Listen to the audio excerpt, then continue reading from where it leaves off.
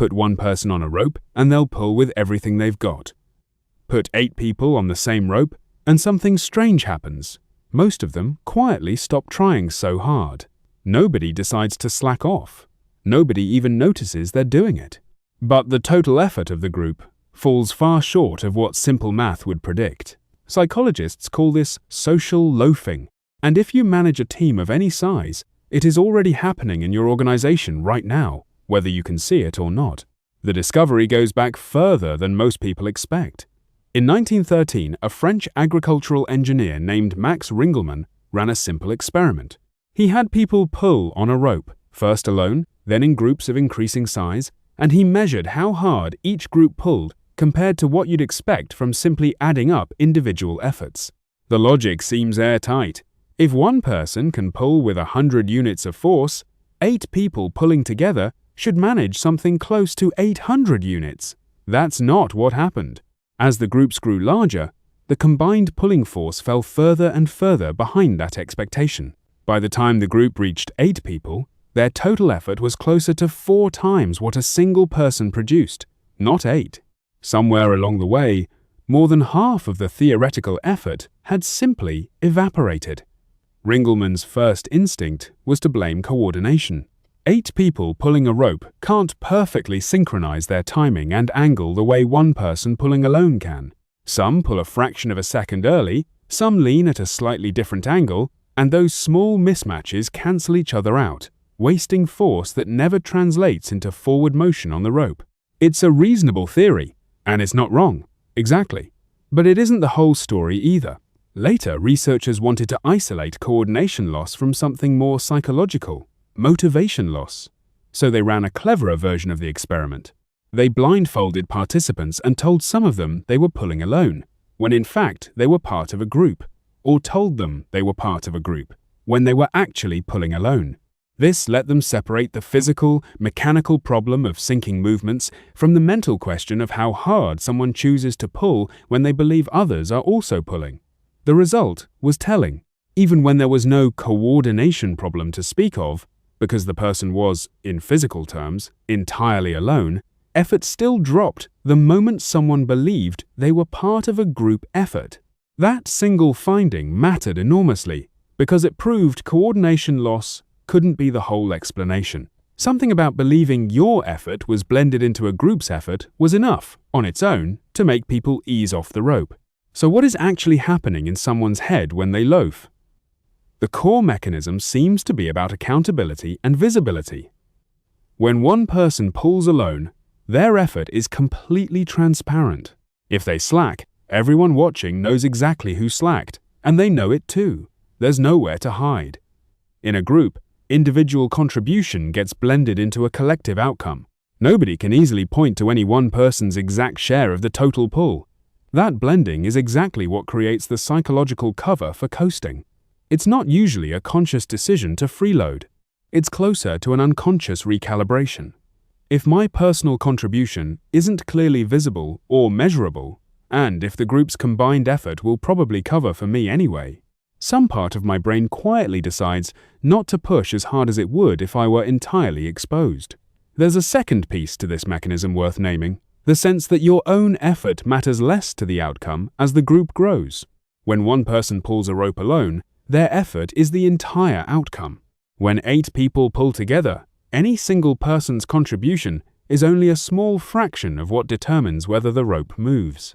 Even without any conscious laziness, the felt importance of trying your absolute hardest quietly shrinks as your personal share of the result shrinks. Put 100 people on that same rope, and any one person could stop pulling entirely, and the group would likely never notice. That felt sense of dispensability, not any actual decision to slack, is often enough on its own to lower effort. Combine that with reduced accountability, and you get 2 separate psychological forces pulling in the same direction, both quietly eroding effort well before anyone consciously chooses to coast. This is worth separating from a few related ideas people often lump together with it, because the distinctions matter for how you fix the problem as a manager. Social loafing is not the same thing as the bystander effect. where people fail to help someone in an emergency because they assume someone else in the crowd will step in first, a phenomenon most famously studied by psychologists after cases where onlookers failed to intervene during public emergencies. Both share a common ancestor concept called diffusion of responsibility, the idea that responsibility for an outcome gets psychologically divided among everyone present so that no single person feels fully on the hook for it. But the bystander effect is about a one-time decision to act or not act in a crisis, while social loafing is about a sustained pattern of reduced effort across the whole life of an ongoing task. Social loafing is also distinct from what economists call the free rider problem, where someone deliberately and consciously benefits from a shared resource or collective good without contributing their fair share, like someone who skips paying for public radio while still listening to it. Free riding tends to be a more calculated, conscious choice. Loafing, by contrast, usually isn't calculated at all. Most people who loaf in a group setting would deny doing it if you asked them, and they would probably mean it.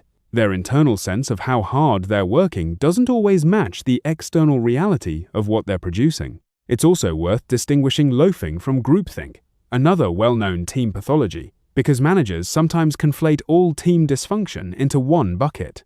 Groupthink is about a group converging too quickly on a shared opinion and suppressing dissent, so bad decisions go unchallenged. Loafing is about effort, not opinion. A team can be completely free of groupthink, full of people who argue and disagree openly, and still suffer badly from social loafing, because the two problems live in different parts of team dynamics. Knowing which one you're actually looking at changes what intervention will work. There's one more comparison worth making, this time from software project management rather than psychology. The well-known observation, attributed to software engineer Fred Brooks, that adding more people to a late project tends to make it later, not sooner.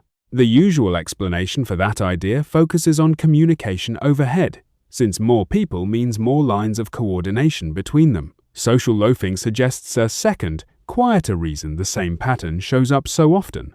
Beyond the communication cost, a bigger team also means more places for individual effort to hide, and more diffusion of who is actually accountable for finishing any given piece.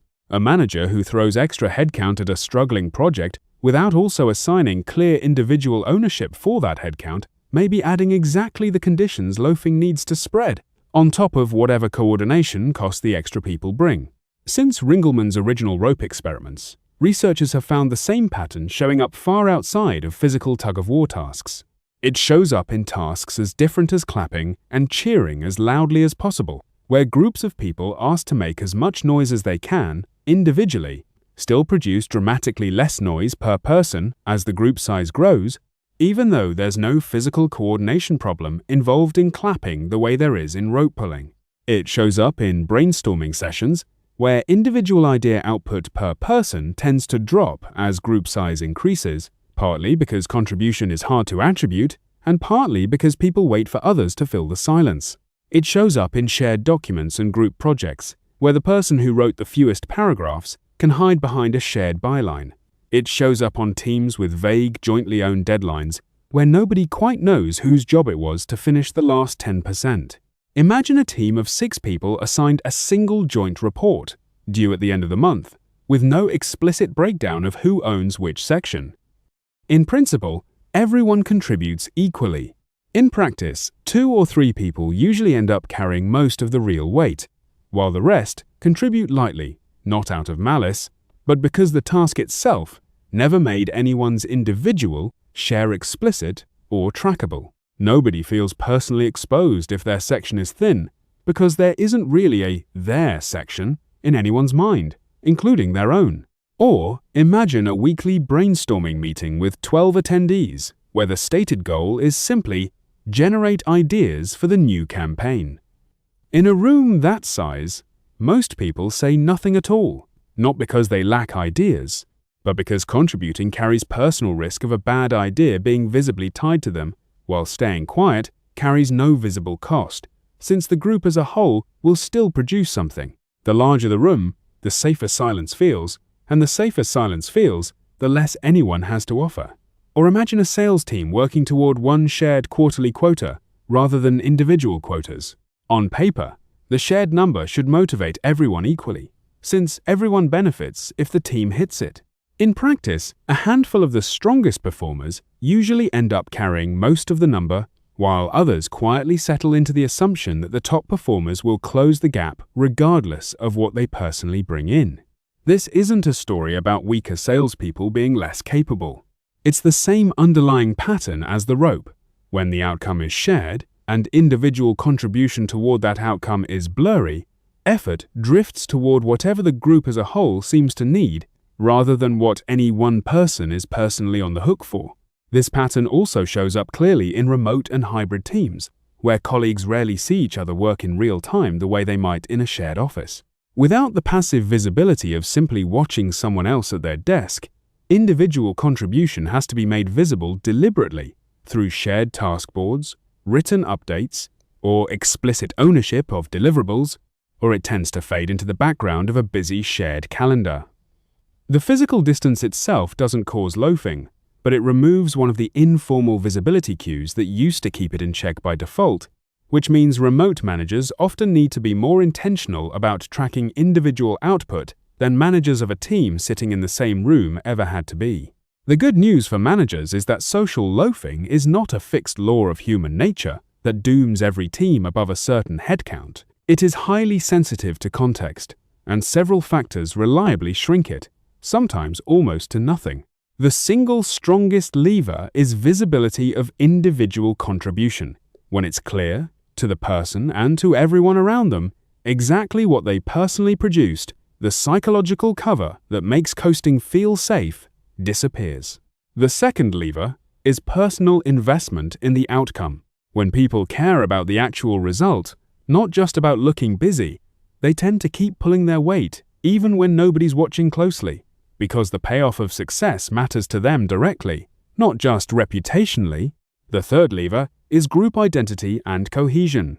Tight-knit teams, where people know each other well and feel a real sense of belonging to the group's success, show far less loafing than large, anonymous collections of people who happen to share a task, but not much else. The fourth lever is task meaningfulness. Loafing gets noticeably worse when a task feels arbitrary, disconnected from anything the person actually cares about, and noticeably better when people understand why the task matters and what it's actually for. Here's the part that should reframe how most managers think about underperformance on group projects.